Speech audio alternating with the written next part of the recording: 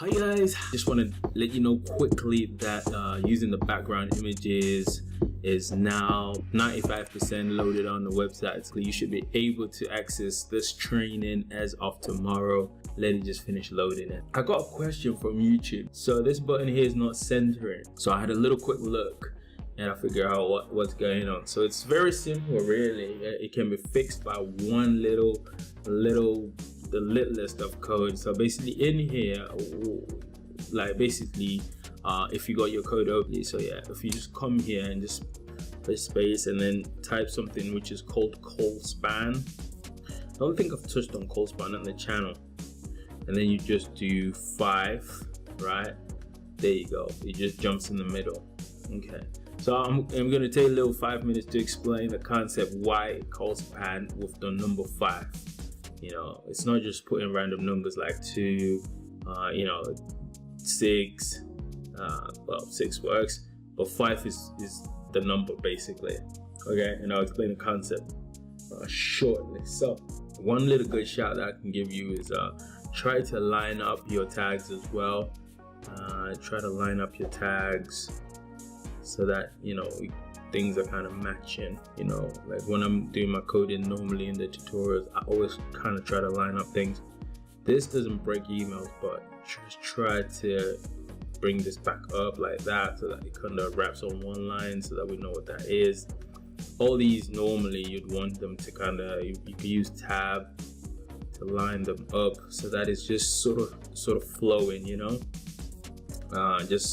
It's just one little thing eventually that as an email developer you want to pick up in terms of, you can use spacebar or you can just use tab, you know, get rid of like that little space so that it's just tight in there. It's just like, okay, so that's 1, that's 2, and you can see like if I get rid of that space here, basically that's what we end up having.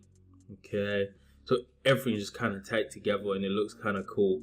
Like this bit here, you know, like I can come in here, okay, that's the tag, so I'll collapse that, and then maybe I want to bring it back. I would have to hold shift and tab. That will bring it back instead of pushing it forward. And maybe if I wanted the whole chunk pushed in, I can just push tab now. That kind of lines things up a little bit better, and I just do that. You see here, like the flow is kind of a little bit off, so you may want to push the table tag in so that there's just kind of that flow, you know. Maybe push this in 1 or 2. So I don't want to do too much, but those are just little tips and pointers that I just, you know, saw initially. Okay, let me just see. One thing that I spotted is probably a missed tag. It's not showing here on the side here. I could be wrong, but I think I saw a missed TR tag which was enclosed. I think it's somewhere here in this section. So we got an outer table row, and then in there you got the TD, right? But then the TD, after the TD you get a TR. What you want to do is close that TR. Okay, so now this little row is the one holding the heading, and then the next row is holding the button. So you were kind of missing that tag, and I think that also creates an extra TR tag here semantically, which is not supposed to be there. So if I get rid of 1, that red light goes. So now we should be good. So yeah, just be mindful of closing tags, because if you don't close tags properly, one email client is going to complain and break your layout, stuff like that. So as you can see, this is still jump to the middle because ColdSpan is in there. Okay, so yeah, at this point feel free to jump back to coding and just fix the code yourself. I won't even send you this because it's just a simple fix. Alternatively, if you didn't put ColdSpan though, what you could do is cut this out, this whole button section, cut it out, and then underneath the table, see, if I scroll up, you can see the table starts here. So this table is got 600 and it's a line center, right? But it's within this TR, and So what you'd need to do for that button to center without using ColdSpan is to close this TR tag, come underneath that for tab, and then do my own TR now, table row. If I pull this back, and then because it's a TR, I'm gonna need to nest, so I put a table, but this table is gonna be 600. Okay, so 600 being similar to the one in here, and then we're gonna do align center. So I've just replicated this table in this sort of setup so that I don't use ColdSpan. Okay, and then so basically I've got this new TR, just put on its own space. So I've got this new TR, and I've got this TD align center table 600. But what I want to do, because what I've cut out is a button, the button has a TR. So what I would want to do is in here, that's where the TRs that I cut out of the button, I'll paste them in. And then that's what happens, but we lose the background and the formatting and stuff. So it's a little bit more work, but as long as you know how you're doing it, I'd much rather you go through the two processes of fixing it so that you kind of wrap your head around like the fixes, because at the end of the day it's good to know like various fixes. So basically we've lost the white background, the button is however in the center, which is what we wanted. So let's see how we can fix the whole thing up. So the table is here. And then we've got this table, which is 600. You might want to give it a class. I'm not sure what class you're using, but I'll use full. I think that's the one I use for responsive, so that this is responsive. But again, this is not a responsive tutorial. And then you want to give the one with 600, you want to give it a background color. So BG color. And then you want to put pound sign and then 1, 2, 3, 1, 2, 3, 6 Fs. That pushes in that white, and now we're sitting correctly again without having to use ColdSpan. Okay, so in short, you've got two options. You can pause, rewind, focus on which technique of fixing it you want to focus on, but basically I've just given you two options. It's good to know both is what I'm gonna say. Why? Because maybe ColdSpan might not do the desired effect one day, so you might really want to hone in on understanding that, you know what, I can cut out that button from that section and bring it down. So let me explain what's happening there. Okay, so if you wanted to stop watching here, it's fine, but let me just jump into Photoshop, and I'm just going to grab my pen tool and sort of do a graphical explanation. Right, so in Photoshop I've got this blank slate, and I got my pen. Let's see, it's got red on it. Okay, just stick to that color, zoom in a little bit. What's happening is you have something like this. Let me do it like this. Click here, and then click there, click here, click there, click here, click there, right? And then I'll divide this box into three for the 3 section column. So you got click there, click here, maybe too far out.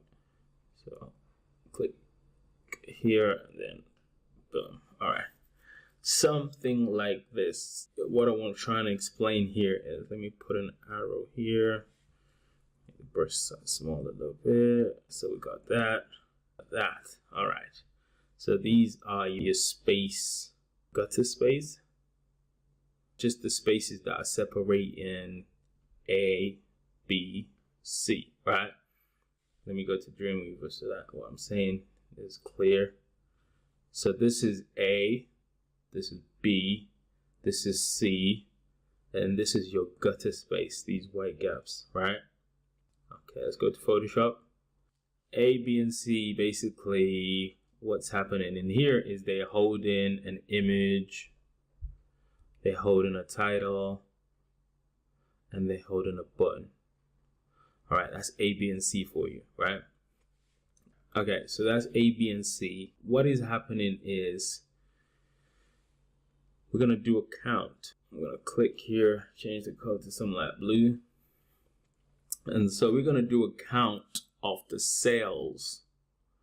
So this is if you wanna use call span technique, right? So if you wanna use call span technique, this is what we're doing. So this cell, which is A, is gonna be 1. Okay. This little gutter gap here, okay, this is gonna be 2, right? B is gonna be 3. This gutter is gonna be 4, and this C is gonna be 5. So this is why when I did call span, I did equals 5. Okay. If I go back into Dreamweaver, you can see what is being counted as 5. Let me just collapse that. So you got this 186, that's the first TD. It's got the nesting inside of it. So if I collapse that TD, you got 1. Your 2 is this TD, which is like the 20 pixel, that's 2. Then you got the second one, 3. Then you got this one, which is 4. This TD, 5. And that's it. So essentially what's happening is you have a table row which has 5 TDs inside of it. Okay, you have a table row which has 5 TDs inside of it. And because of that table row with 5 TDs inside of it, what then happens is the following TD that you had underneath, the following TR which you had underneath had only 1 TD. So go in Photoshop. So here you got 5 cells, and then underneath you just had a TD with like 1 cell. This was making this stick, as in the code is actually expected for you to create more cells. So everything is sort of like left indented. You only had just a cell with like the button, but we didn't have the other ones. That's why call span comes into play, because call span takes the TD and makes it equal to the number of like cells of the above table row. So if the TR here is equal to 5 cells and this one is only got 1 cell, basically if you put call span 5, you're making this whole thing extend. Okay, so basically, yeah, call span is making this thing push out that way. You're making it push out that way, and call span basically is forcing the whole thing to just go full width. Okay, hope that kind of is getting there, kind of making sense. So yeah, it's also the reason why it's kind of tricky is because the design itself was created with like 1 table tag, right? And then the 1 table tag had a TR tag, right? So the table tag, right? And then you've got a TR tag, which is holding 1, 2, 3, 4, 5 tags, right? And then you closed it, right? And then underneath this TR tag, you created another TR tag. Okay, wait, too much same color. Let's go contrasty. And then you created another table row tag with just 1 element. That was the button. Okay, so you're competing a space with distribution of 5 little boxes. Okay, and then here you only have 1 little box. but everything is left aligned before you use cold span. So the flow is kind of like respecting this one, and the TR that's coming underneath that basically is saying, oh, okay, I need more content to sort of extend that way to match this one. So, but that is overridden if you use cold span. So cold span just says, okay, just span so that it matches, like basically this one. It matches this row. Okay, so that's kind of like that doodle out the way. So if you're not using cold span, what you can do is you can have like that sort of table tag, and then your TR, and then in here, oh, actually what you did was you did a TR and then a TD, and then in here you nested a table. Okay, and then TD, TR. All right, so that was the first sort of layout. You create the TR, TD, and then you nested a table, right? After you nested a table, basically you closed your TD and then the TR. So the next flow to do, that's the second option which we did, is to replicate the same sort of like, let me just do it like this. Get the bag. All right. So the next thing that we did is we replicate this, right? And then this preserves the flow of things. This preserves the flow of things. So here we nested, we created those 3 columns. Didn't want to do that. We create those 3 columns. So just get rid of, ooh, wrong layer. Just get rid of that. So here we created the 3 columns. Okay, and then now we create another row underneath, not within the same sort of structure, but underneath, and then that's where we create the one with the just the button. All right, so this is essentially what we did to fix the layout. It's not like creating this TR with the button in here. No, we're taking it outside of this whole structure, and then underneath that, that's where we add in the button. Okay, so that's essentially what we did for the second one. Okay, if you didn't want to go through all that pain, just literally work with cold span and you are good to go. So I just put a big cold span. Yeah, so I mean, cold span is definitely valid markup. It works great. So you can always find ways where, you know what, you don't want to go through the pain and just say, you know what, I'm gonna do my little cold span, and boom, it works. So I've just thought I'd go through that explanation. I hope it helps you a lot. Yeah, so I will see you guys on another video, and thanks for subscribing and liking and commenting. Appreciate you. Cheers. Thanks for watching to the end. If you've liked this video, please hit the like button. It really helps. Thanks.